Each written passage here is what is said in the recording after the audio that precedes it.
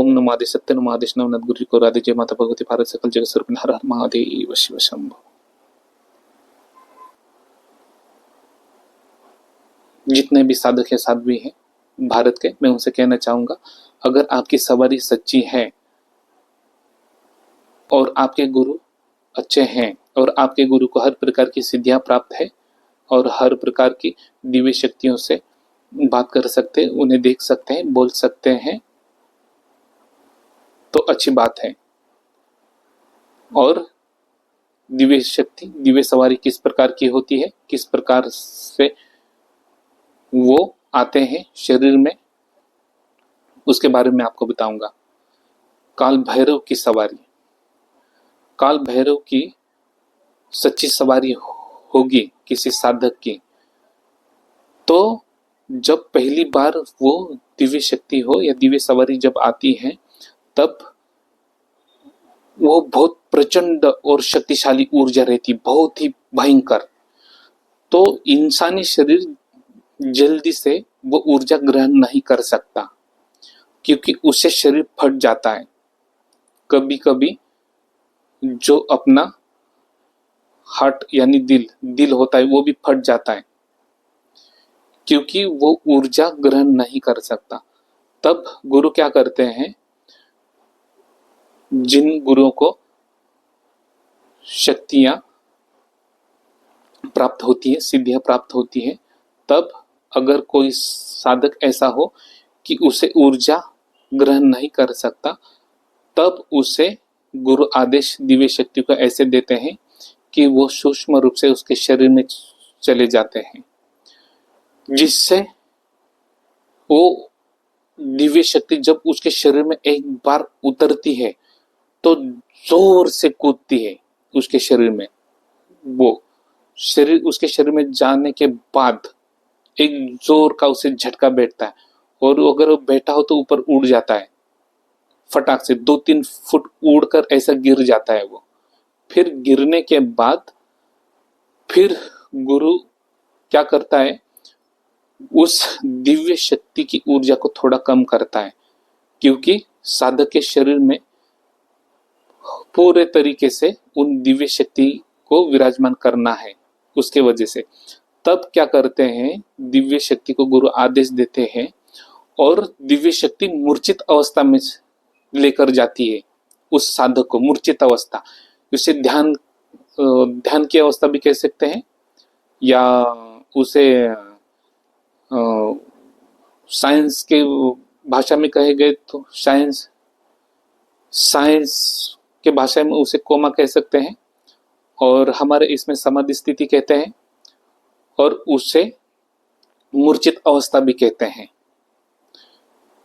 संस्कृत में उसे मूर्छित अवस्था कहते हैं। तो दिव्य शक्ति क्या करती है, उस साधक को मूर्छित अवस्था में ले जाती है। अगर किसी साधक को सिद्धियां प्राप्त हो रही है और उसके शरीर में दिव्य शक्तियां विराजमान हो रही है, तो कभी भी किसी भी साधक हो या किसी भी साध्वी हो या किसी भी इंसान हो, उसे हाथ लगाने के लिए नहीं कहते।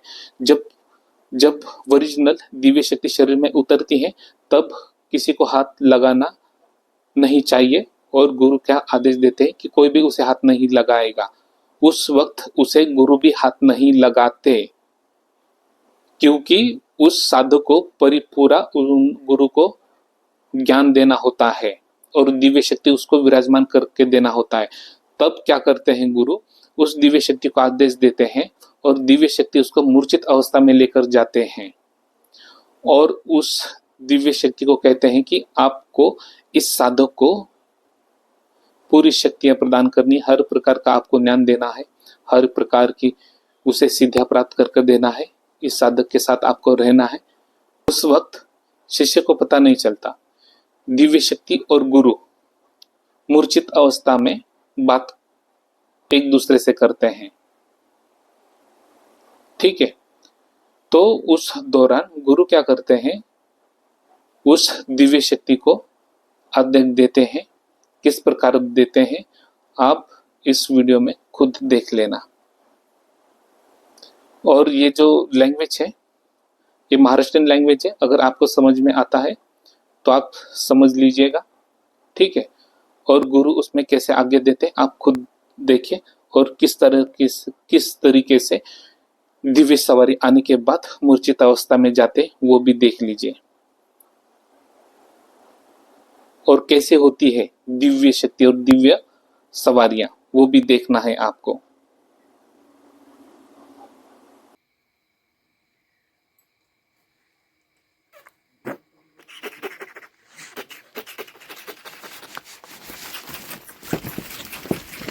ते हात नका लावू कुणी हात नका ना, आता ताकद उतरते. ए बाजू सर, उठ उठा उठा उठा उठा उठा, ते ताकद येते वरून खाली, मोठी येते.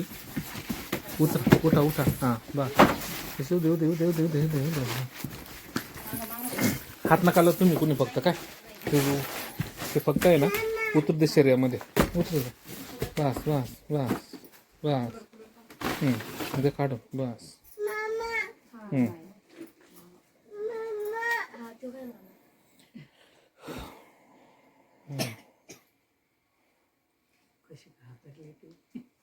कोण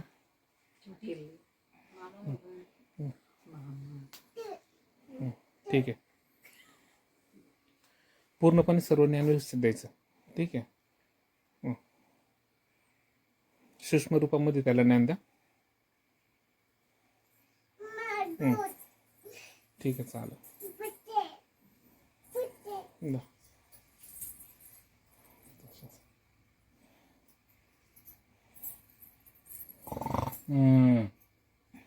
कुठेही तुम कौसू हो हो हो हो हो हो हो हो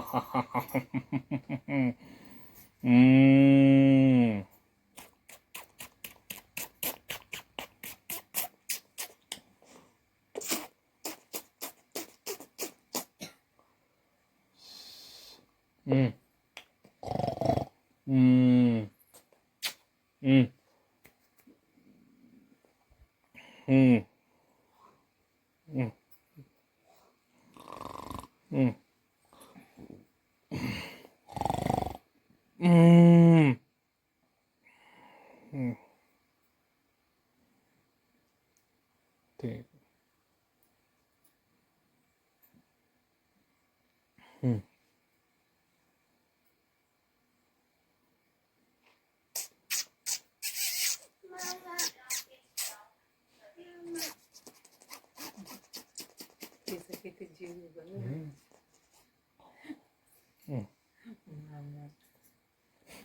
घाबरू नका कुणी. अशा वेळेस काय होतं माहिती आहे का, ओरिजिनल ताकद उतरली ना तर मूर्छित अवस्थेत जातं माणूस. ठीक आहे, त्याला काही गोष्टी कळत नाही, का की त्यावेळेस भगवंत स्वतः त्याला आतून पूर्णपणे दिव्यज्ञान देत असतं त्याला. शरीर पूर्ण क्लीन करत असतं.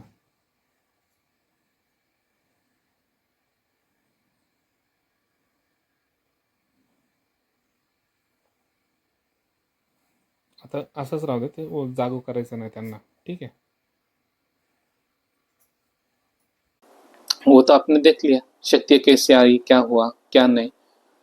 दो काल भैरव की जो सवारी होती है अलग अलग प्रकार की आती है, और उग्र रूप वाले होते, अनेकों प्रकार की काल भैरव की शक्तियां होती है। ठीक है, भैरव ऐसे तो अष्ट भैरव है, परंतु ओरिजिनल जो काल भैरव जब प्रकट हो जाते हैं, भैरव जो काल भैरव का रूप होता है और काल भैरव की प्राप्ति होती है, वो सबसे खतरनाक प्राप्ति होती है, और भैरव तंत्र में उसे सबसे महान माना गया है, उस शक्तियां को, भैरव की शक्तियां को। तो काल भैरव ऐसा सादा नहीं है, आप लोग जैसे समझ रहे आई सवारी कूदा ऐसा वैसा। ओरिजिनल जब सवारी आती है तो जब चिता जलता हुआ जो चिता है वो उसके ऊपर जाकर बैठ जाता है, वो चाहे कोई भी हो, इंसान हो या किसी के अंदर आए ओरिजिनल सवारी, तब वो जाकर जले हुए के ऊपर जाकर बैठ जाता है, ना ही उनका कपड़ा भी जलता है ना कुछ भी होता है। ये होती है सच्ची काल भैरव की सवारी।